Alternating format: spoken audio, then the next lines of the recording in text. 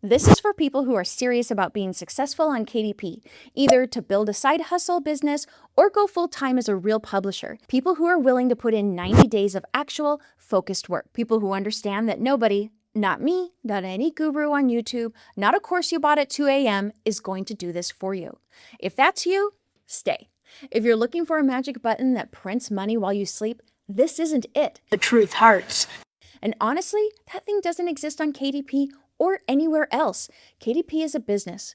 Treat it like one and it will pay you back. Treat it like a lottery ticket and it will eat your time and your wallet. So if you've been watching KDP videos for weeks, bouncing between journals, planners, and coloring books, and you still haven't published a thing yet, this is for you. Here's the truth nobody tells beginners. You are not failing because you're lazy, or because KDP is saturated, or because you picked the wrong niche. You're failing because you skipped the step where you figure out what you're actually good at and what you actually enjoy making. So today, I'm going to hand you a 90-day rollout plan. No guessing, no shiny object chasing. By the end of the month 3, you will know exactly which type of KDP book is your winner because you'll have the sales data, the experience, and the confidence to back it up. This is the plan I wish somebody had given me on day 1. Everybody wants to skip to the part where they're making money on KDP. I get it. I don't blame you. But here's what happens when beginners skip the foundation. They publish one journal. It doesn't sell. And 3 weeks later, they're convinced that KDP is dead. It's not dead. You just launched blindfolded. The plan I'm about to walk you through is built on one simple idea. Before you try to master one thing, you need to sample everything because you don't actually know yet which type of KDP book matches your skills, your interests, and most importantly, what the market will pay you for. We're going to do this fast. 3 months, 3 phases, and if you commit to the work, by day 90, you will be a real KDP publisher with a real product line, not someone who tried it once and then left. Here's how. Month 1, the practice and the exploration phase. Your goal here? Try everything. Publish nothing yet. Learn the mechanics. This first month is your playground. I don't want you worrying about sales. I don't want you worrying about niches. I want you trying your hand at every major type of KDP book there is, so you know what the process actually feels like. Here are the book types you'll experiment with this month, along with the honest pros and cons of each one, so you know what you're walking into. Lined journals are the simplest entry point on the entire platform. The pro here is that you can produce one in an afternoon once you understand the formatting and you'll learn the basics of trim sizes, bleed, and KDP's print specs without much friction. The con is that lined journals are arguably the most saturated category on KDP because everybody can do them.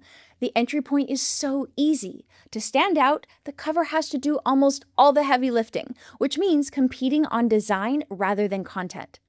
Planners are next, and they include daily, weekly, and monthly formats, both dated and undated. The pro here is that planners command higher prices and have steady year-round demand, with massive spikes around Q4 and the new year. The con is that they're genuinely complex to design. Page layouts, internal structure, consistency across hundreds of pages, they take real time, and a sloppy interior gets returned and reviewed badly. Coloring books work for both adults and kids, and they're 2 completely different beasts. The pro is they're a beloved evergreen category with strong gift-giving appeal, especially in seasonal and themed niches. The con is that they require art, either your own illustrations, licensed assets, or AI-generated artwork that has to be cleaned up and made print-ready. Cute kids coloring books and intricate adult mandalas for adults are not the same skill set. Activity books cover puzzles, word searches, Sudoku, mazes, and similar formats.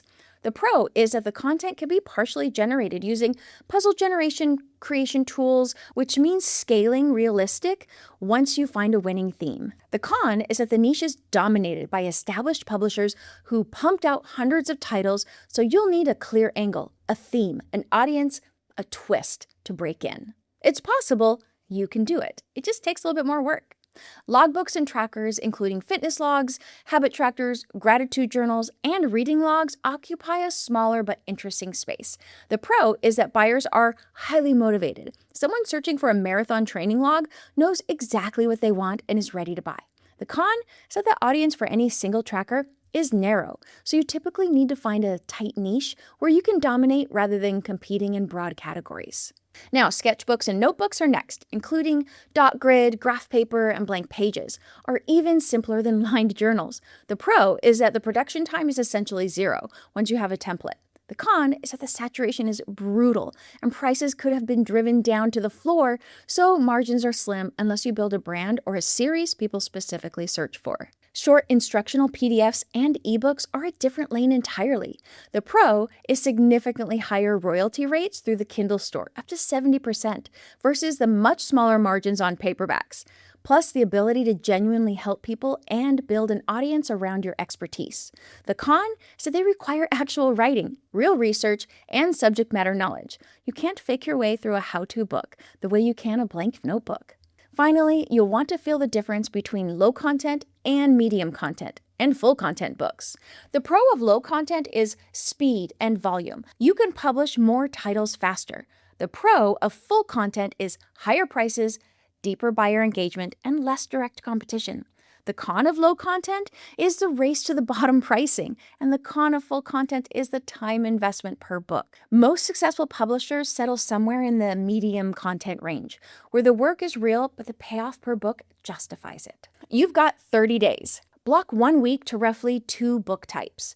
Make practice versions. They don't have to be good. They don't even have to be uploaded. You're building muscle memory here. At the same time, you're going to pay attention to 3 things, and I want you writing these down. What felt easy? Where did you hit a flow? And what felt miserable? And what did you dread opening your laptop for? And what surprised you?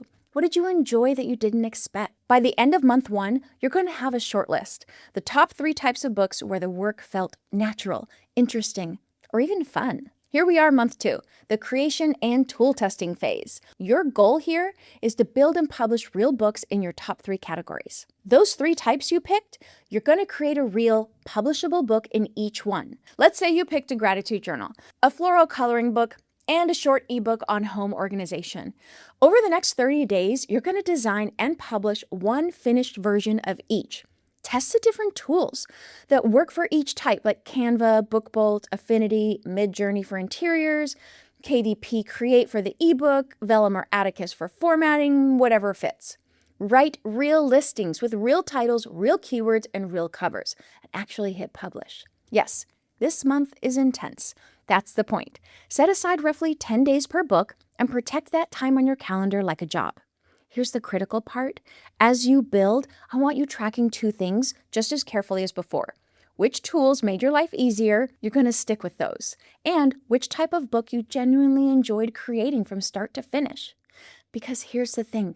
Sales data is coming in month 3. But enjoyment data? Well, that's happening right now, and it matters just as much. The KDP creator who burns out at month 6 is the one who picked the most profitable niche they secretly hated. By the end of month 2, you've got 3 real books on the market, 3 listings, 3 covers, 3 little experiments collecting data for you while you sleep. Okay, month 3, the analysis and mastery phase. Your goal here? Pick your winner. Go all in. This is where it all comes together. In the first 2 weeks of month 3, you're opening up your KDP dashboard and you're doing an honest audit. The questions you ask yourself here are, which book sold the most? Which book had the highest profit margins? Which listing got the most impressions and clicks? Which book did you enjoy creating the most? Which book would you be excited to make 10 of? That last question is the most important one people skip. And it's the one that decides whether you have a business in 12 months or whether you quit by summer. Now, before we go further, let's talk about what realistic success actually looks like at this stage, because expectations are where most beginners blow themselves up. You are 90 days in with 3 books. You are not Stephen King. You are not going to be retiring on Q1 royalties. Here's a more honest picture of what good early traction looks like. A book that's flopping is one that has been live for at least 4 to 6 weeks with fewer than 100 impressions, 0 or 1 sale, and click-through rate under 0.2%. That book has either a keyword problem, a cover problem, or a niche problem, and it's telling you to move on. A book that's working is one doing somewhere in the range of 1 to 5 sales per month, generating a few hundred to 1,000 impressions with a click-through rate around 0.3% to 0.5%. That's a normal, healthy first book. It's not exciting, but it's data, and it's telling you the cover and listing are doing their job and the niche has a pulse.